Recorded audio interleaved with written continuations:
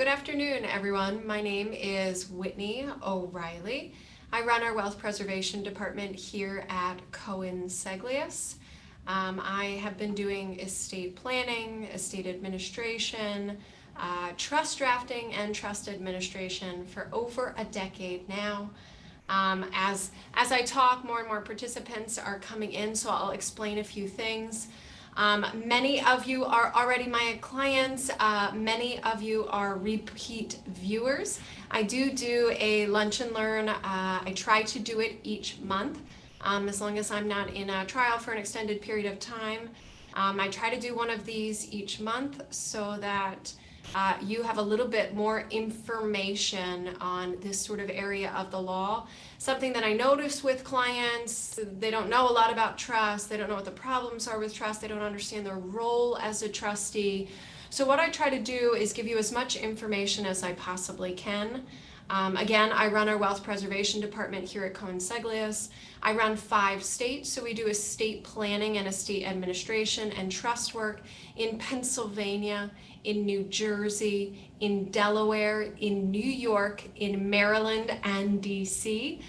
One of the things that we're going to talk about that's really important is everything in the estate and the trust world is very state specific, but there are also sometimes some things that are very federal as part of an estate or trust administration. So we're looking at state law, and then we are also looking at federal law. Today, for the trustee role, we're looking at Pennsylvania law. If you think, oh geez, well, I'm not from Pennsylvania, so I might as well hop off this webinar. Stick around because Pennsylvania has enacted the Uniform Trust Code, which we're going to talk about in a few minutes. But most states here in the United States have adopted the Uniform Trust Code or a slightly similar version of the Uniform Trust Code. So something that I'm saying that's very Pennsylvania specific may actually be identical or very similar in another state. So it looks like I've got a lot of participants on now. Again, welcome. My name's Whitney O'Reilly. I run our wealth preservation department, and we're going to be talking about the top 10 mistakes trustees make and how to avoid them. So give me 1 second. My slides just aren't moving forward. There we go. So the first thing that I want everybody to know is webinar logistics. We've all been on too many webinars, too many Zooms. I'm actually in a different conference room today than I normally am. So there are always sometimes IT issues. Just remember, you are muted, but you can unmute yourself. If you have a question for me, certainly feel free to unmute yourself and ask that question. The more questions I get, the more helpful it can be for you. Otherwise, you can submit all questions in the chat box. I'll get a little thing on the side of my screen. I'll try to read it as we're going through this webinar, and if I think it's something pertinent to all of us, I will share it. If it's not pertinent to all of us, or it's just or if it's just moving into some different direction, I do get a list of those questions and I will follow up with you.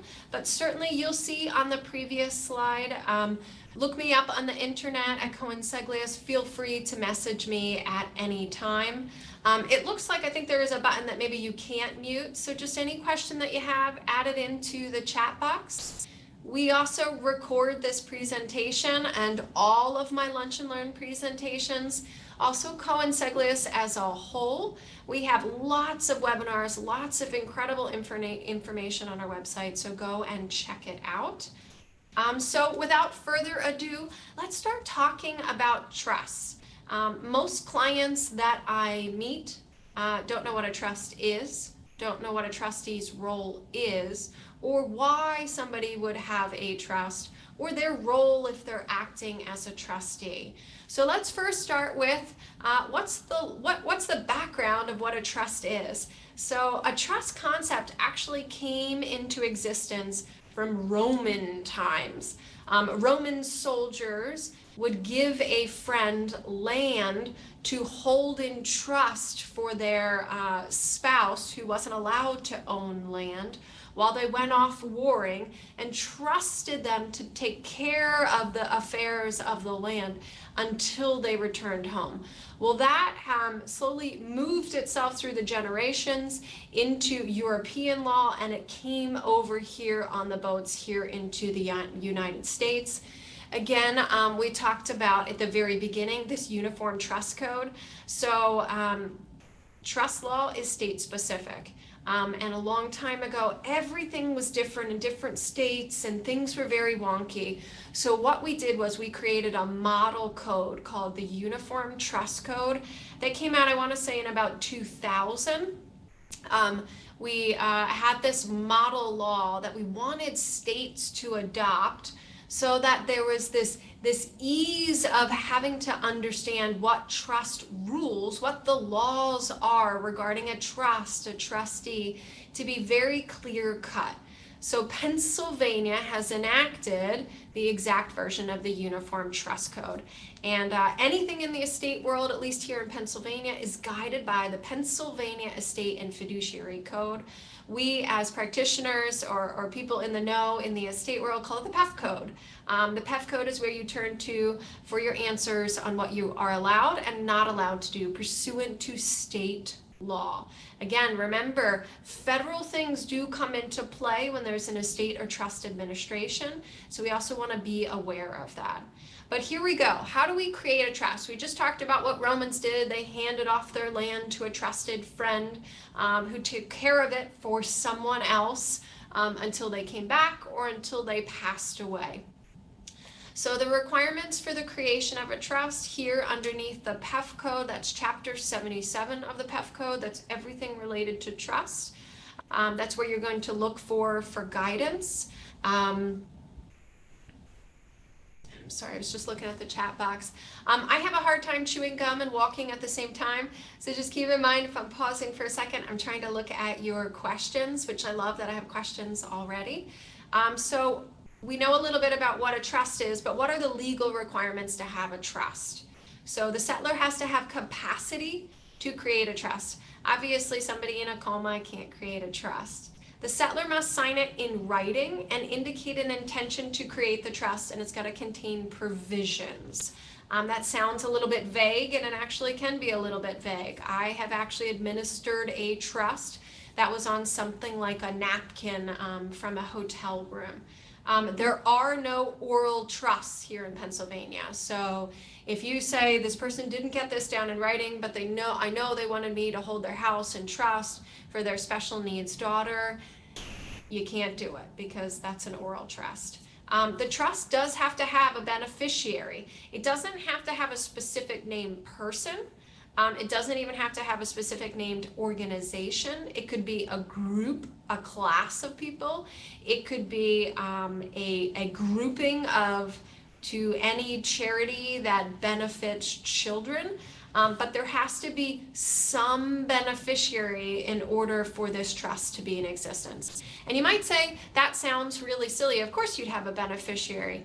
Well, of course, over the decades that I've been administering wills and trusts, I have run across many times trusts that were created without a trustee, trusts that were created without a beneficiary, trusts that were created that talked about income but never talked about principal distributions. So there are certain things like that that could happen. One, that's my first plug for you. If you have a trust, make sure it was drafted by a competent estate attorney, someone who does this for a living. Don't just print something off LegalZoom. I do like Google. My son just broke his finger and, certainly first went on WebMD to figure out everything about it. but then I certainly circled back with a doctor in order to get him the right diagnosis and the right treatment plan moving forward. So I would say the same about a trust. If you're named as a trustee, this is the time to reach out to counsel to say, what is a trustee? What is this trust? What are my obligations? And we're going to talk about this a little bit right now, but really important to get the help that you need. For the trustee has to have duties to perform. And one thing that we can do here in Pennsylvania is under, I think it's chapter 54 of the PEF code, that's the financial power of attorney legislation, and that guides the ability for a power of attorney to actually create a trust. So if you have an estate plan that would include a last will and testament, financial power of attorney, medical power of attorney, and living will, you're going to want to look at that financial power of attorney and make sure there's a power in there to create or modify trusts for certain reasons. And we're going to find out a little bit more what those reasons are. So now let's dive right into it. We've got 10 mistakes that trustees make. They certainly make other mistakes, but these are something I see on a frequent basis. I have probably administered over 1,000 trusts in the time that I have been practicing. So I would like to say, seen it all, but I am always pleasantly or unpleasantly surprised to find something new every now and again. One of the main problems that I see with trustees is we start off with the wrong documents altogether, or we start off doing something we shouldn't be doing. So let's stop for a second and figure out we talked about the legal requirements to create a trust, the sort of point behind having a trust, which is you want to give something to somebody, but you want there to be either other protections for them, you want tax benefits for them, and so you're giving it to them in this trusted vehicle, and you're appointing somebody to help that beneficiary make decisions on what should happen with the funds inside the trust. Well, oftentimes, probably 80% of the times I'm administering a trust, that trust is something called a testamentary trust, which means it's created inside of somebody's will. So for an example, my will, I just told you about my son, how he broke his finger. He had a basketball injury. Well, he's 9 years old. If something were to happen to my husband and I don't want millions of dollars to go to my son when he turns 18 or 21 or even 25. I have something underneath my will called a minor's trust that says if something were to happen to my husband and I, so we're flying to California next week, the plane goes down, and now all our assets go to my son. I have this trust created because I want my assets, my husband and I's assets, to go down to my son, but I want those assets protected for him, and I want an adult, a responsible adult that I trust in order to help him figure out what to do with the assets inside the trust, when to make distributions, how to make distributions, what to invest those funds in. And so that's called a testamentary trust. I have that trust. It's not here. It's inside of my will. It doesn't come into being until I pass away. And so in order for that trust to be funded and the trustee to start doing their job, as in following what the trust says, making distributions, terminating the trust, we've got to do something called probating the will, as in when somebody passes away, if they own things individually, in order to get those assets from the individual dead person to wherever they're supposed to go, which could be the surviving spouse, could be children, could be a friend, we're going to have to probate the will. Once the will has been probated, an executor will be nominated. I think I've done top 10 mistakes of executors as well. That's a common mistakes that we make. And the executor, sometimes people even get these roles mixed up, and they could sometimes be the same person. But the executor is the person who gathers your assets, pays off your debts, and then gives the money down to your beneficiaries or to the trustee of the trust you created underneath your will. So the executor and the trustee are going to be working together, and if there's an estate administration and probate required, you should be part of this conversation because you need to know what's coming into the trust, where is the trust, and what do you have to do with the trust. That testamentary trust that I've created for my trust, for my son, is an irrevocable trust. An irrevocable trust means it can't be changed. We're going to talk about a little bit later how it actually can be changed, but for all intents and purposes, I don't want it to be changed. So you'll see that I have here on 2 and 3, testamentary versus inter vivos and revocable versus irrevocable. So we talked about testamentary and we talked about irrevocable. We could actually have a trust created during your lifetime. So if I had enough funds that I wanted to give, let's say I'm worth about $50 million and I want to give my son $10 million in trust right now. I want to transfer a business through a trust right now.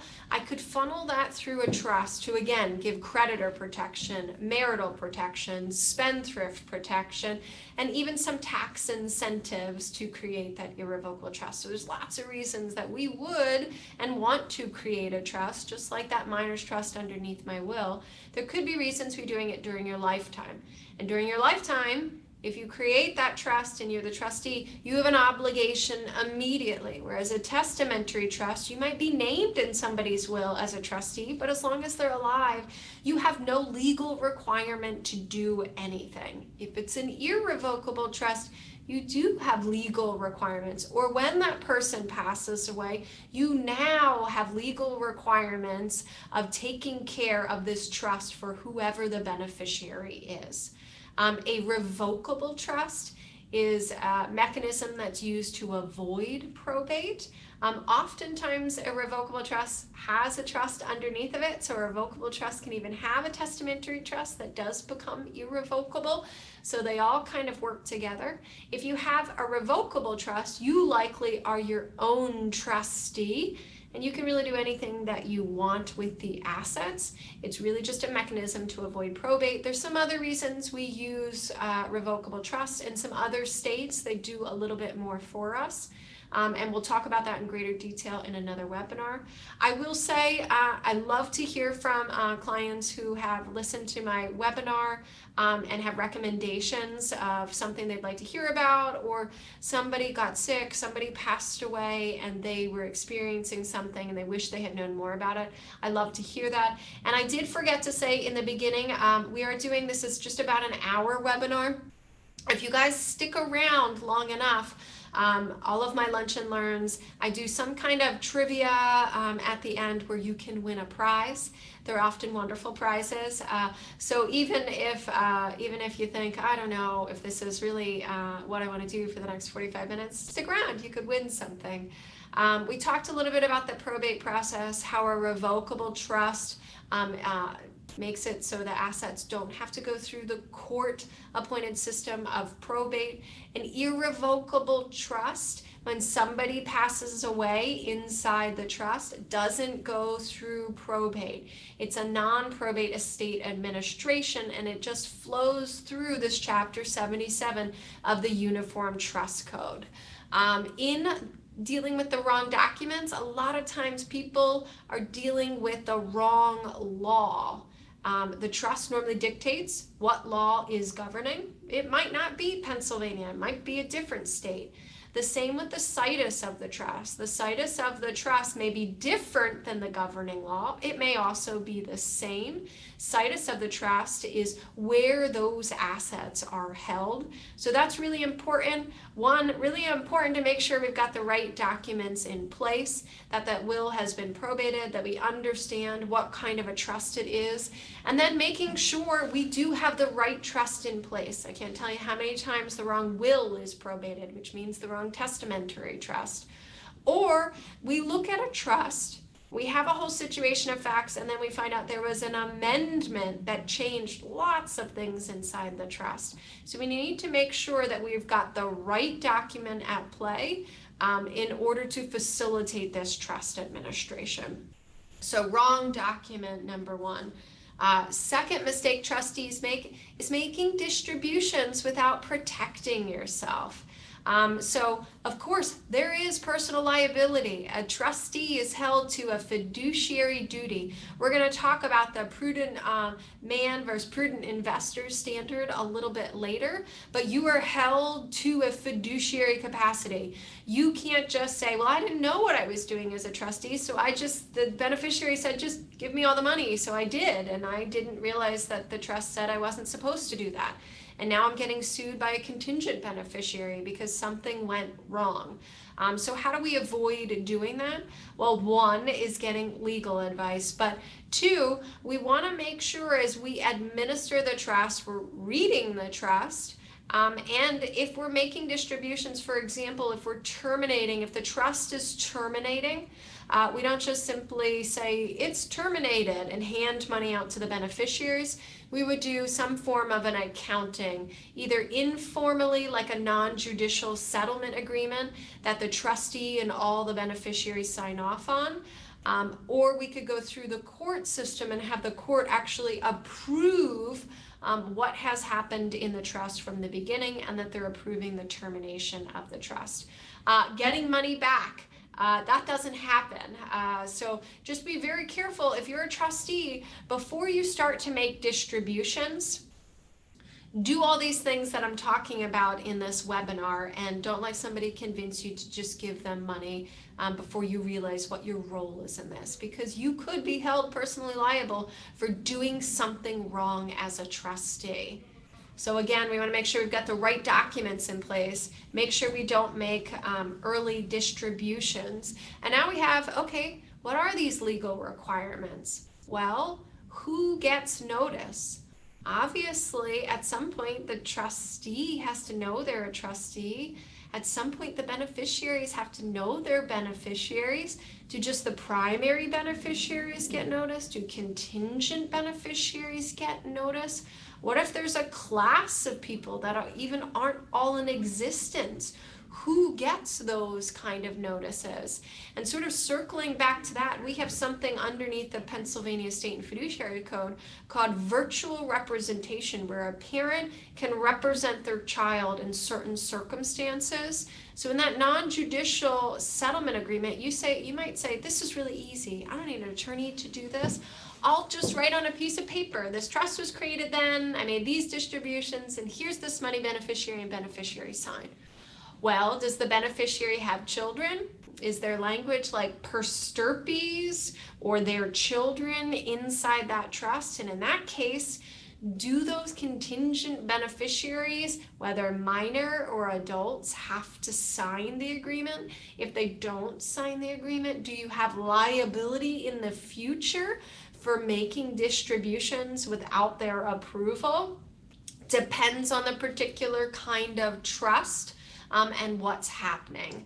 Again, other requirements, court supervision. Remember, trusts don't go through the probate system. Sounds a little bit counter to what I just said, because a lot of times trusts are held underneath a will, which does go through the probate system. So what happens, let's just use an individual asset. So when I die, I have a house that I own in my name, and I have a will that has an executor. Let's say that's my sister.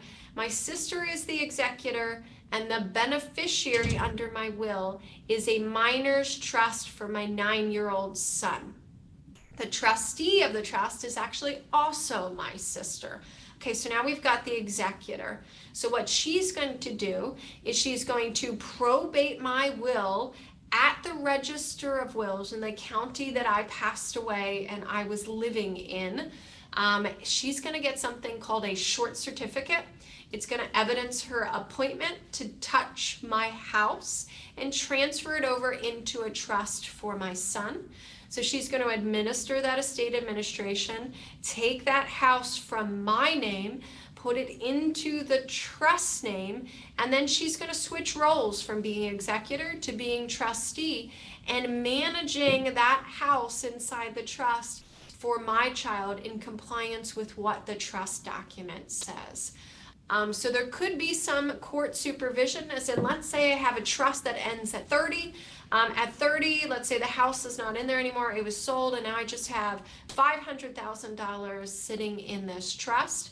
Again, we may need to do that non-judicial family settlement agreement and do that either formal or informal accounting in order to terminate the trust and give the funds outright to my now mature enough son to handle these assets. Of course, we talked about other requirements. You are held to a fiduciary duty. Make sure that you're aware of that. A lot of individual trustees I work with aren't aware that they have personal liability. They are not aware of the requirements that they have as the trustee of a certain kind of trust.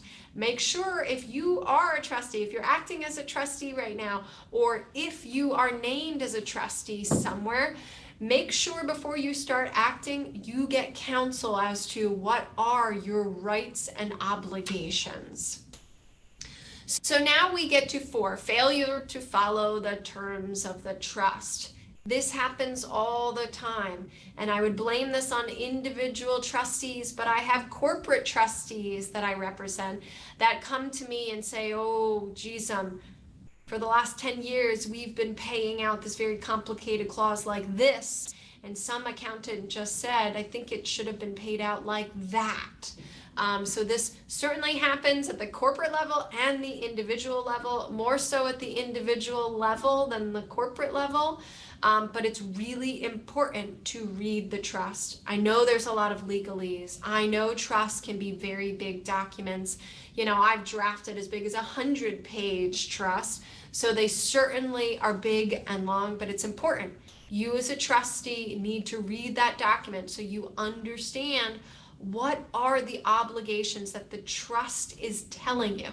Because we've got underneath the PEF code in chapter 77, we've got this uniform trust code that's giving us legal requirements of what has to happen with this trust, but the trust is telling us too what they want to have happen or not. You have to abide by what the trust says.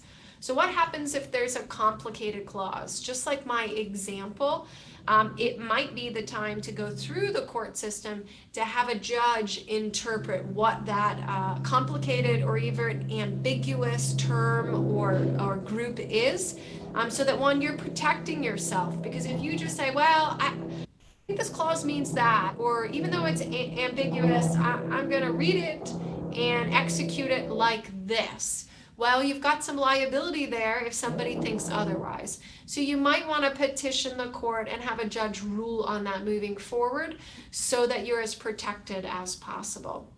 I get this happening a lot with principal and income. So principal is, let's just use an investment asset. Well, let's just use $1. So if you put $1 in the trust, the principal of the trust is $1. If you take that $1 and you buy, let's say, Coca-Cola stock for $1, and 6 months from now it's worth $2, that difference is the income that's earned. Very simplified, certainly works. Can be very tricky sometimes to understand the difference between principal and income. And as a trustee, you could have a fiduciary duty to manage things that work differently. If you make sure that there's more principal, it could leave less money for income beneficiaries. Or you could try to maximize income for income beneficiaries, but it might create a problem for principal beneficiaries. And so we need to really make sure, one, we understand what the trust says and we're doing things the way that we should. What is the distribution standard? So now I've put this asset into trust for my son. How do we get money out of this thing? How does the trustee do things with the funds inside the trust? It's going to say there's going to be principal distributions. There's going to be income distributions. There might be a tier distribution trust where at certain ages, certain amounts of money go out or certain percentages. There might be a trust that extends for a period of time, and when it ends, something else happens, continuing it in trust. So again, it's really important to understand what the trust says. And then remember, it is very important to remember that there are primary and contingent beneficiaries. As in, you might say, well, it says this trust is for my son Paolo. So it's for Paolo. We don't have to worry about anyone else. When he turns 30, he signs this informal family settlement agreement, or we get a court accounting, and my sister has no fiduciary liability moving forward. Maybe, but maybe what it says is Paolo O'Reilly, comma, in perpetual shares. Well, what that means is if Paolo has passed away, anything that was in that trust could go down to his children. So let's say when he's 30 and this trust is terminating, he has children. Wait a minute, are they contingent beneficiaries? Do they have to sign this agreement? Should they sign this agreement? So again, it's really important to know if you are the trustee, well, you got to have the right document in place, right? You've got to be able to understand what the trust says so that you can figure out what is it I do moving forward with this trust and who am I benefiting? Am I benefiting Paolo, my son, or am I benefiting grandchildren? And then that difference between income and principal distributions, maybe the principal, the income is supposed to go to my son, but the principal will eventually go down to my grandchildren. Shoot, how does that mean I invest the assets inside of this trust? As we're talking about administering a trust, really important to know that there are taxes involved, right? Didn't Benjamin Franklin say there are really two things in life that are certain: death and taxes?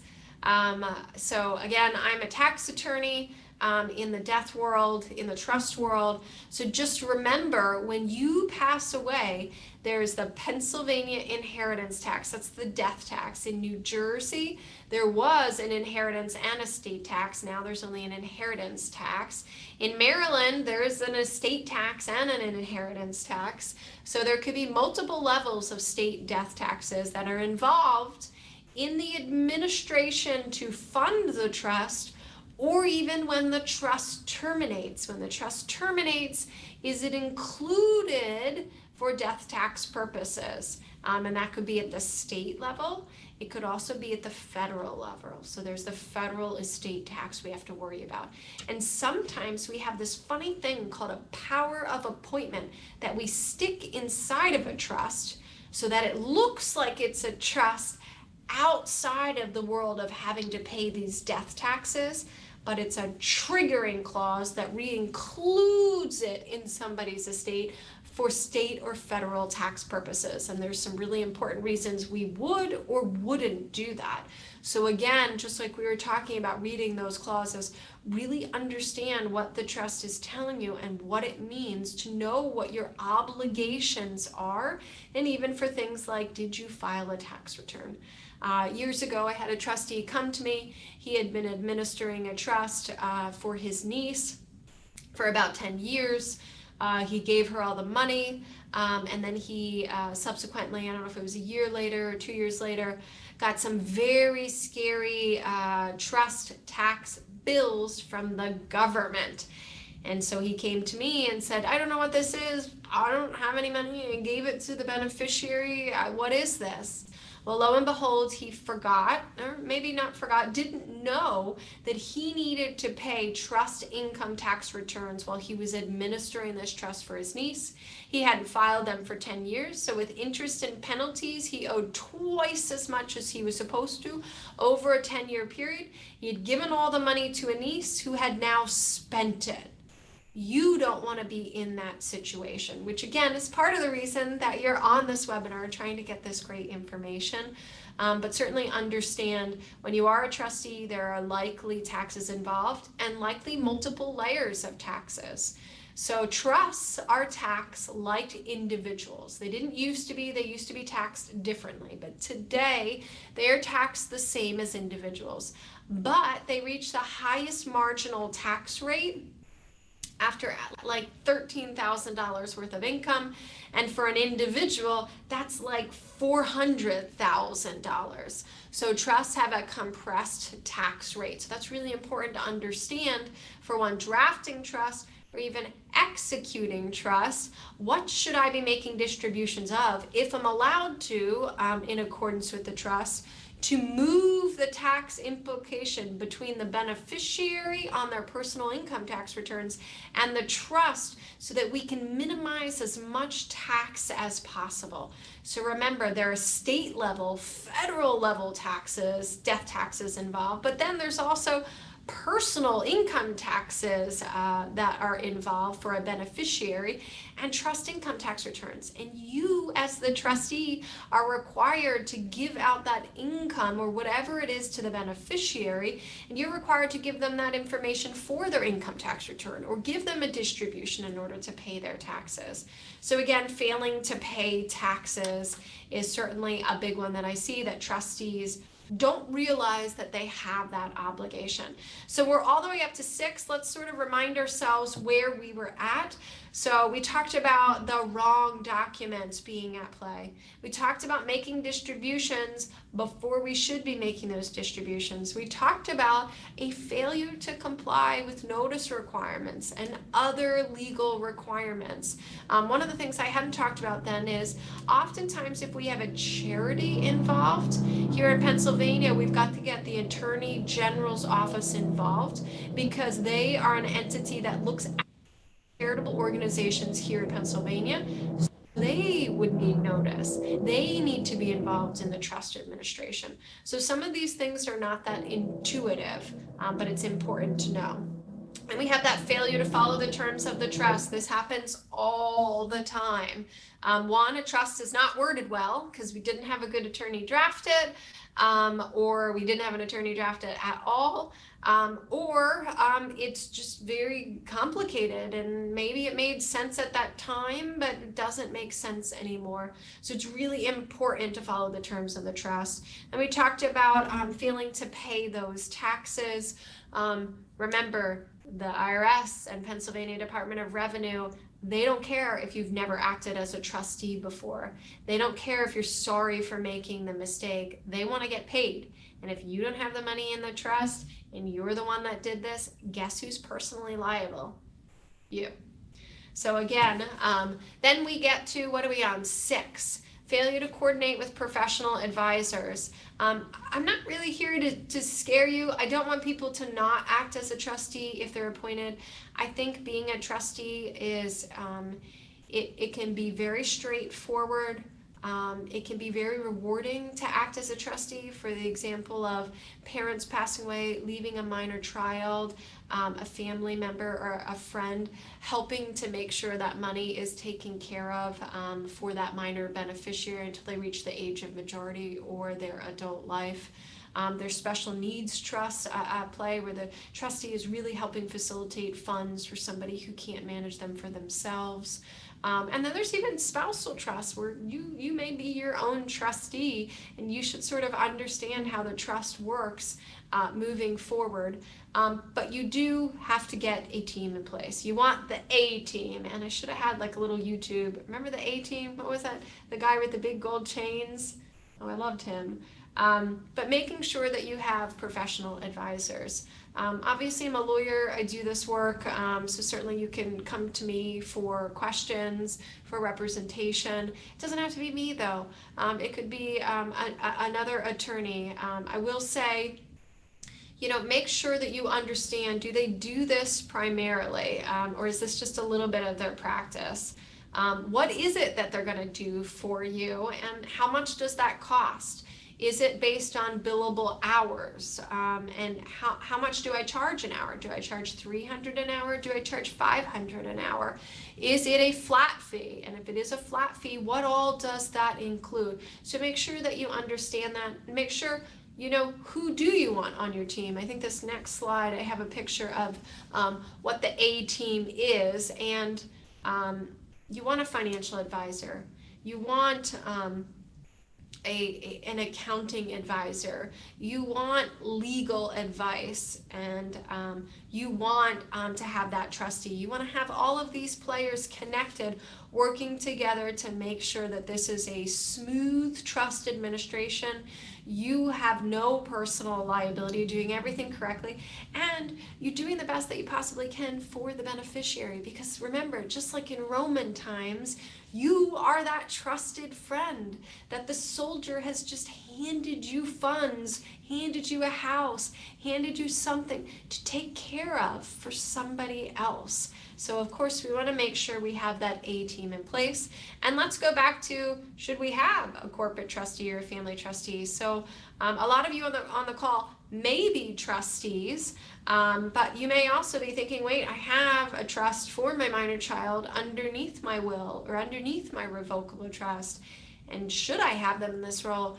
Wow, Whitney, this sounds like a lot of information, a lot of complexity, a lot of rules, a lot of regulations. Maybe I shouldn't have my little brother John, who's still living at my parents' house, act as trustee, because how in the world is he going to do all this stuff? Well, herein lies, though, should you have a corporate trustee or a family trustee? And my answer is, it really depends. It depends on the situation. If it's not much money, if it's only a trust for a short period of time, if we don't have creditor issues, and we really just have a trust in place until the kid turns 30 and there's going to be a little bit of money in it, and you pick your family member who also happens to be an accountant at a big accounting firm, that might be a great person because they might charge less or nothing, and they know your family member, they know your child and their needs. So there's a lot of benefit to somebody actually knowing and having some sort of relationship with who could be the beneficiary. On the other side, you have the corporate trustee who is definitely going to charge a fee for their services because these are the services that they offer. So it does mean some money is, instead of going to your beneficiary, going to a trustee, but they know these legal requirements. They have counsel who advises them exactly how to do the things that they are doing, and they make sure that they're done correctly. That corporate trustee is not going to forget to file your tax return. They certainly know that you need a tax return, and they've got a tax accounting firm on call to make those great decisions. So again, it really it depends. If we have $100 million in trust, maybe we want a family trustee and a corporate trustee. Maybe we want a family member, a friend, and a corporate trustee. One of the things that would also be important, I would say, is a trust protector, so that we can remove and replace trustees if we need to, because if in the trust document there's not a mechanism to do that, we may have to go through the court system to get another trustee appointed. And let's say the corporate trustee was bought by another corporate trustee and they're charging just too onerous of fees. We've got this trust protector inside of your trust. That trust protector can remove and replace them without having to go to court and spend any money. So we want to make sure inside of the trust we've got the right clauses, we've got the right people in place. And this last caveat is, ensuring the trust assets. Certainly the things that are inside the trust, that example that I used of the house for my son, do we have homeowners insurance on it? And is the homeowners insurance in the name of the trust? Let's make sure it does, so that if something happens to those assets, they are protected. So now we're at the failure to coordinate with professional advisors. We sort of already talked about this, which is we need to have this A team in place. We need a financial advisor. We need a tax advisor. We need that trustee working with the legal advisor so that we can have the best trust we possibly can moving forward.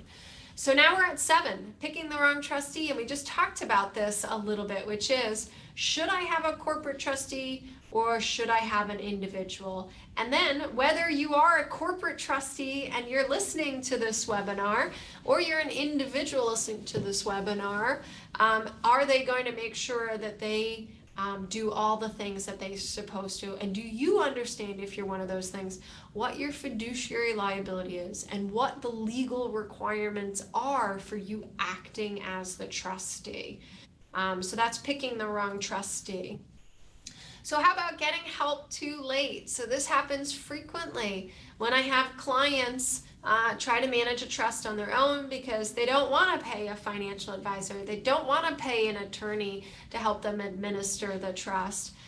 It becomes awfully time consuming, complicated. We often have an emotional aspect involved when we're dealing with a trust. Again, 80% of the time I have trusts, they're involved when somebody has passed away. We do 20% of the time have trusts that are created during people's lifetime, but normally different things happen when they pass away. So a lot of times we're dealing with sickness, we're dealing with death of a loved one, and then we're dealing with this really big, complicated legal document and this role of trustee that we've never experienced before. So even if we're a bright, articulate person, very easy to miss things that you're supposed to do.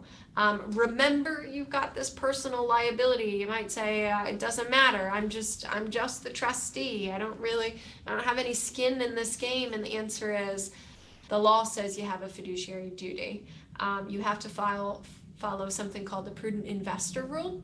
It used to be the prudent man rule back in the 90s, where you had to look at each individual investment to determine whether the investment was prudently made inside the trust. Now we really look at things as a whole, and we look at the donor's intent. We look at the overall investment strategies, as in, what is the size of the trust? What is the nature of the trust? Is there liquidity in this trust? Do we just have a family-owned business? Do we have farmland? What do we have inside this trust? And then, what are the beneficiaries' needs? What are their needs? What aren't their needs? Do we have diversification? Should we have diversification?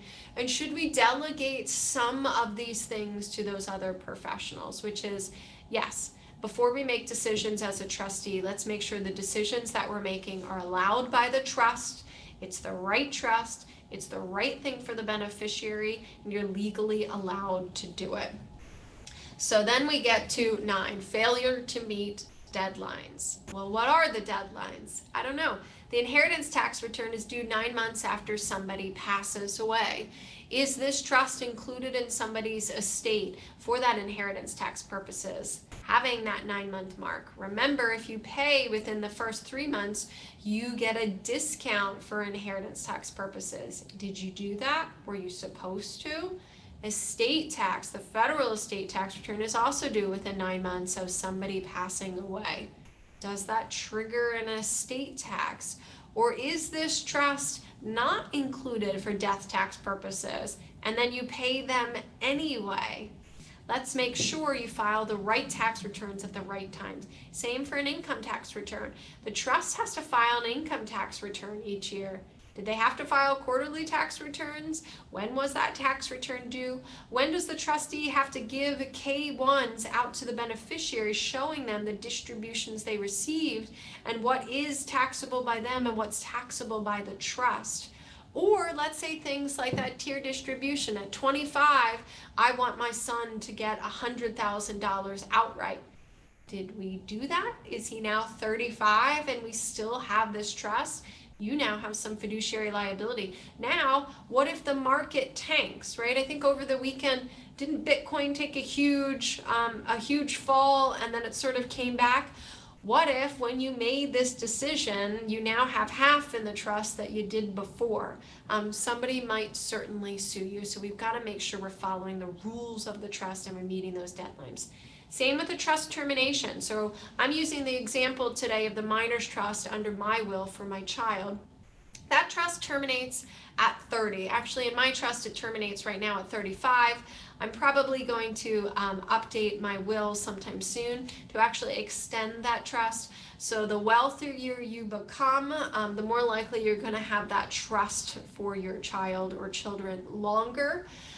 Or if there's certain things going on in the beneficiary's life that you think it should stay in trust longer, we can bump up that age. But let's say I've got this trust to 35, my son is now 35, we need to terminate the trust. And then remember, how do we terminate the trust?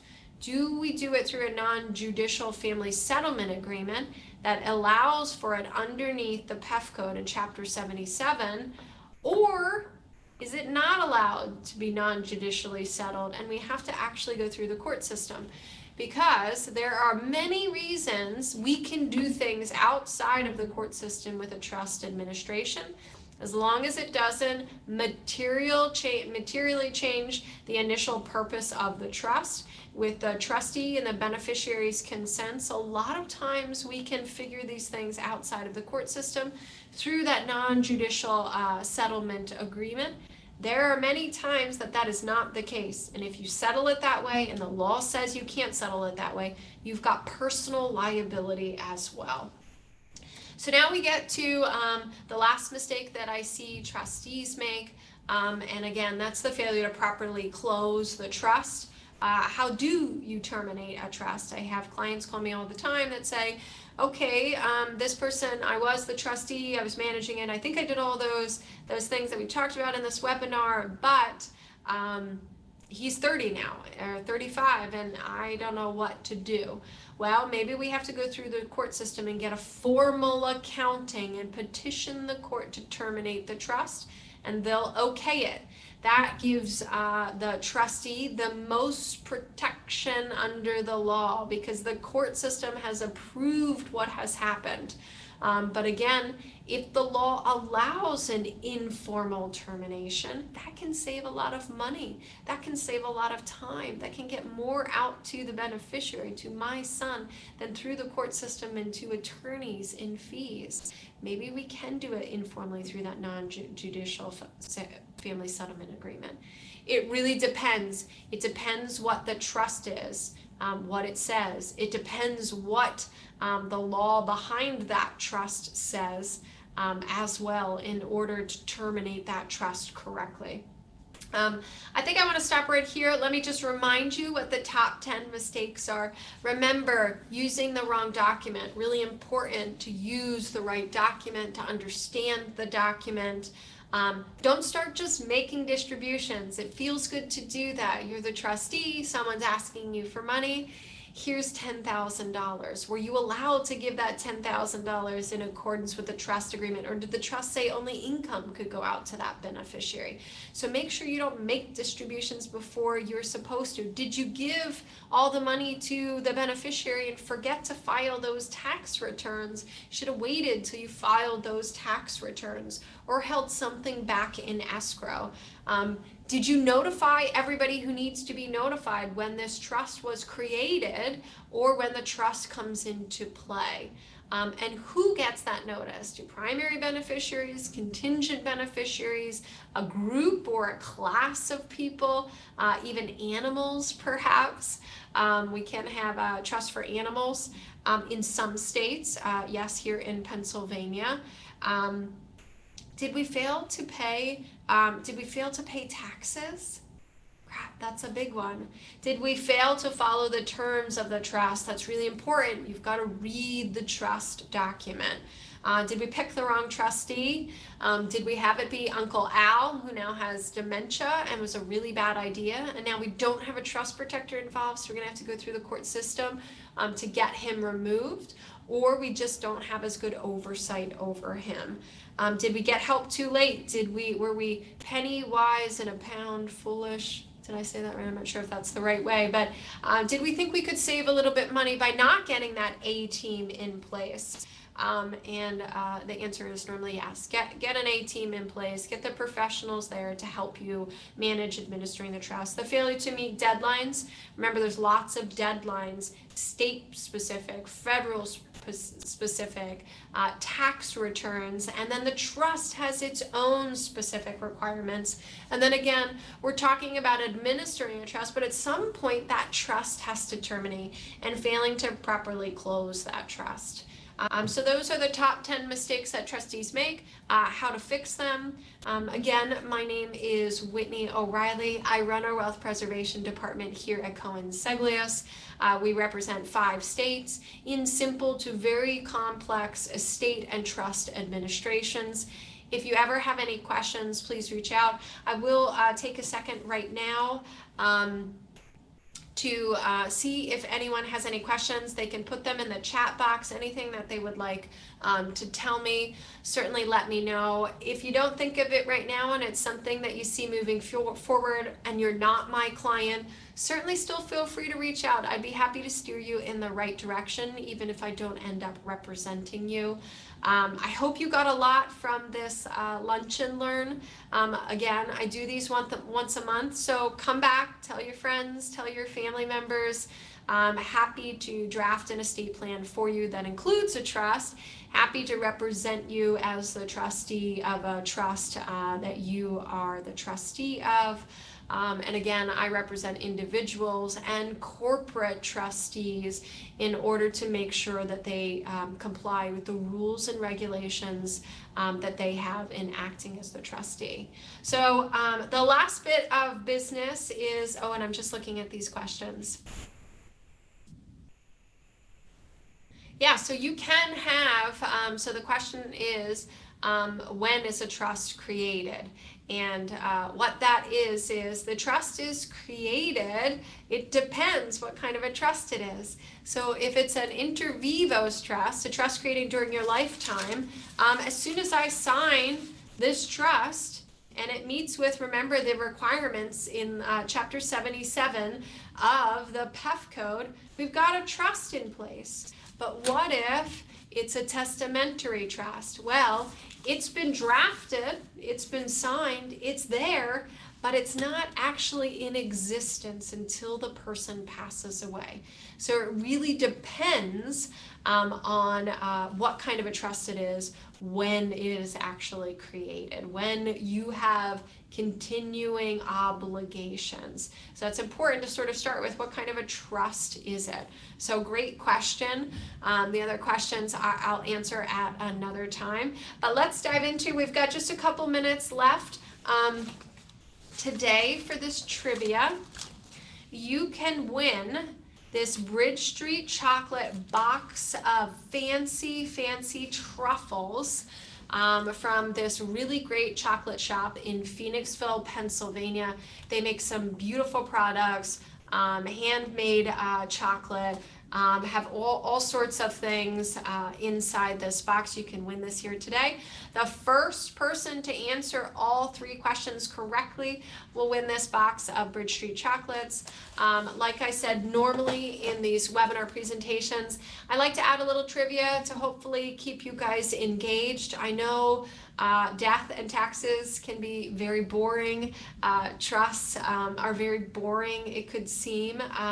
So I wanted something to hopefully keep you listening, because the more that people understand these things, the more there won't be problems and the right things will happen with trust. Because again, just like back in the Roman time, we really want to make sure that that ultimate beneficiary is getting that in trust stuff in the best possible way, and they're getting the most of it, and you're getting the most out of this trust for that particular beneficiary.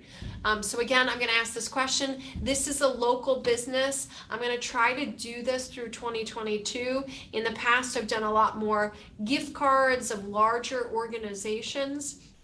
We're going to start doing some more local gifts. So again, thank you so much for joining this webinar. Again, my name is Whitney O'Reilly. I run our wealth preservation department. I draft wills and trusts. I administer estates when people pass away. And when someone becomes incapacitated or needs a guardianship, I become involved. So again, I'm going to show this next slide. There's going to be 3 questions. You're going to answer them into the chat box. I'm watching on the chat box. And the first to answer all 3 questions correctly is going to win this chocolate box. Again, thank you for joining me for the top 10 mistakes that trustees make and how to fix them. And I look forward to seeing most of you in next month's webinar. Thanks, everybody. So here we go. So question 1, do you have to go to court to end a trust? 2, do you have to act as trustee?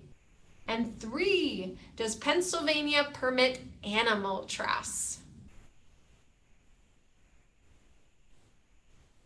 And let's see, I'm watching this. Here we go. So I don't have all the answers right yet. Hold on.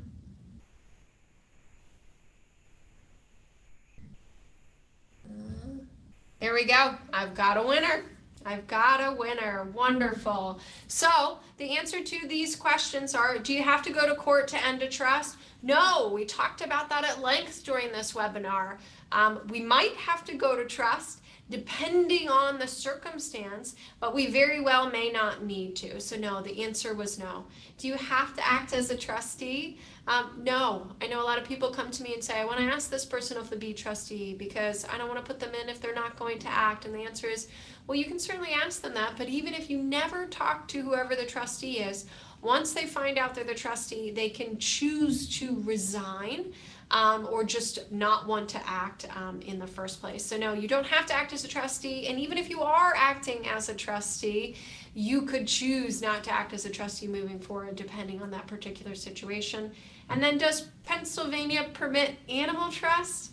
Yes, they do. Pennsylvania does permit animal trusts. I have created many animal trusts over the years for things like very expensive racehorses and their care as an investment inside of these trusts. But I've created trusts for animals, like that case in New York, a woman, a real estate mogul, left her funds to her dog, Lucky or Trouble, I can't remember his name, with millions of dollars. You're allowed to do that here in Pennsylvania. So again, thank you all so much for participating. Lots of people tried to answer this, which was wonderful. And again, thank you so much for joining me on this webinar, and hope you have a wonderful rest of your day, wonderful rest of your week, and a wonderful weekend. Bye now, everybody.